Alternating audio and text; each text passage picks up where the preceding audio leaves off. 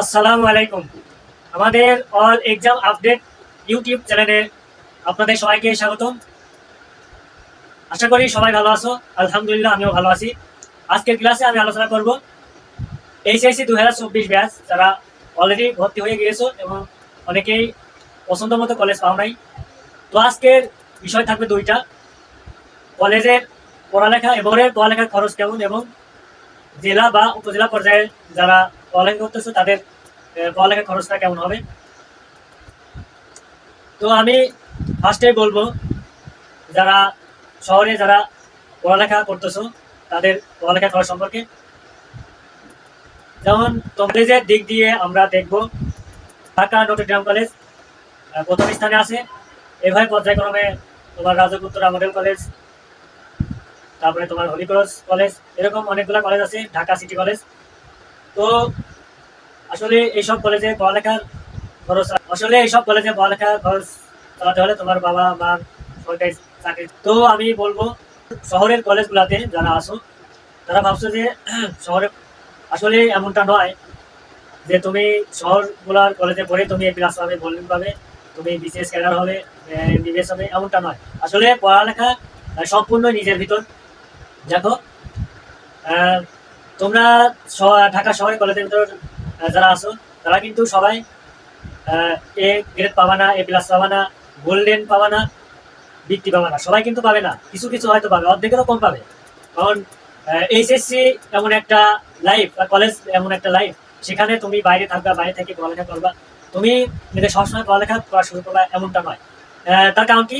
তার কারণ হচ্ছে তুমি কলেজে যাবা, কলেজে অ্যাডমিশন নেবা, কলেজে সেখানে তোমার থাকার জন্য হোস্টেলে থাকতে হবে অথবা মেসে থাকতে হবে।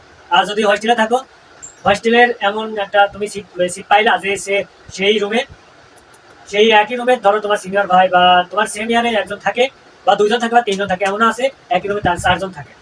তা আমি এমনও খোঁজ পাইছি চারজনের মধ্যে দুজন অথবা তিনজন তারা নেশায় অ্যাডিক্টেড, তারা আসক্ত আছে বিড়ি সিগারেট অথবা সিম্পল। এর বাইরেও অনেকেই ইয়াবা গাঁজা এগুলো কিন্তু খায়, এগুলোও খায়। তো আমি এগুলা বলার কারণে, এগুলো আমি বলবো না, এগুলো বলার কারণ হচ্ছে একটাই যে এদের মধ্যে থেকে যদি তুমি পড়ালেখা করতে চাও তোমার পড়ালেখা হবে না। তুমি বলতে পারো কেন ভাইয়া, কেন ভাইয়া? এটার মানে এটা আমি বলবো যে তুমি একই রুমে থাকবা, তারা যখন সুযোগ পাবে ক্লাসের ফাঁকে রুমে এসে গাঁজা খাবে, ইয়াবা সেবন করবে, তখন কিন্তু তুমি একদিন, দুই দিন, তিন দিন, 4 দিনের মাথায় হয়তো বা একটা সময়ে তুমিও অ্যাডিক্টেড হয়ে যাবা। আর এমন হতে থাকলে তোমার পড়ালেখা কিন্তু একদমই হবে না, একদমই হবে না। সো যারা শহরের কলেজগুলোতে আসো তারা কিন্তু এরকম নষ্ট হওয়ার সম্ভাবনা 90% আছে। তো এখন থেকে সতর্ক হয়ে যাও, যাতে তোমরা এরকম যাদের রুমে এরকম সিনিয়র ভাই বা জুনিয়র ভাই আছে বা সিনিয়র কেউ আছে এরকম, কিন্তু তোমরা তোমরা চাইলে ব্যাচ অথবা হোস্টেল চেঞ্জ করতে পারো। তোমাদের যদি অ্যাবিলিটি থাকে তাহলে তোমরা বাসা থেকে পড়ালেখা করতে পারো। তো আমি এই জন্যই বললাম যে এখন আমি আসবো জেলা অথবা উপজেলা পর্যায়ে বা বলতে পারেন গ্রাম পর্যায়ের কলেজগুলোতে। আমি এমনও দেখেছি যে গ্রামের কলেজ, উপজেলা বা জেলা কলেজে পড়েও অনেকেই golden A plus, A grade পেয়েছো। আবার অনেকেই মেডিকেল বিশ্ববিদ্যালয়, অনেকেই বুয়েট বিশ্ববিদ্যালয়ে চান্স পেয়েছে। কোন বোনের ছেলে কিন্তু বইটা চান্স পেয়েছে, সে কিন্তু কোনো ঢাকা শহর বা কোনো শহরে গিয়ে পড়ালেখা করে নাই, সে কিন্তু একটা উপজেলা পর্যায়ের কলেজে পড়ালেখা করেছে এবং এইচএসসিতে সে ক্লাস পেয়েছে এবং কোচিং করেছে, কোচিং করার পর সে বইটা চান্স পেয়েছে। এই জন্য আমি বলবো যারা তোমরা গ্রাম পর্যায়ে অথবা যারা উপজেলা অথবা জেলা পর্যায়ে যারা পড়ালেখা করতেছো বা ভর্তি হওয়া বা ইচ্ছা আছে, তারা তারা কিন্তু অনেকে টেনশন করতেছো যে আসলে আমরা এই নিচু পর্যায়ের কলেজে পড়তেছি, আমরা কি ভালো রেজাল্ট করতে পারবো?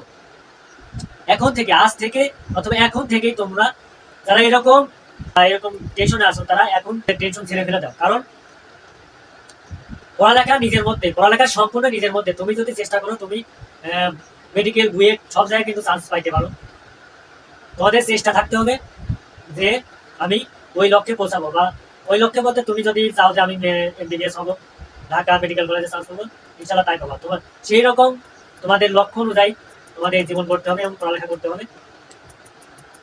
আর আমি ফার্স্টে বলছি যে পড়ালেখার খরচ, তো শহর থেকে কিন্তু গ্রামে পড়ালেখার খরচ একদমই কম।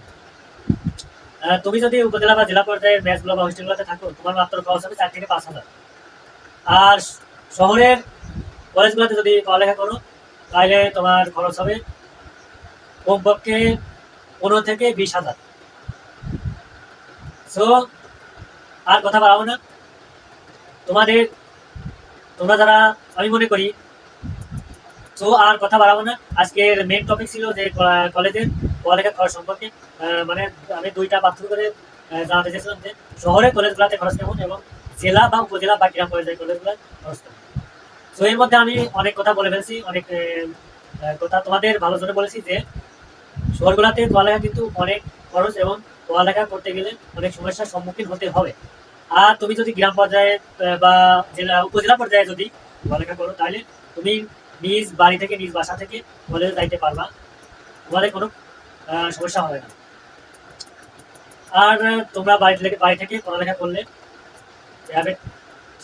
টিউশনি মাস্টার দেখে বাড়িতে পড়াশোনা করতে পারবে, এটা আরো একটা সুবিধা, এটা আরো একটা সুবিধা। সো আমি আর আর কথা বাড়াবো না, আজকে ক্লাস এই পর্যন্তই। পরবর্তী ক্লাসে দেখা হবে, সেই পর্যন্ত তোমরা সবাই সুস্থ থাকবে, ভালো থাকবা। আল্লাহ হাফেজ।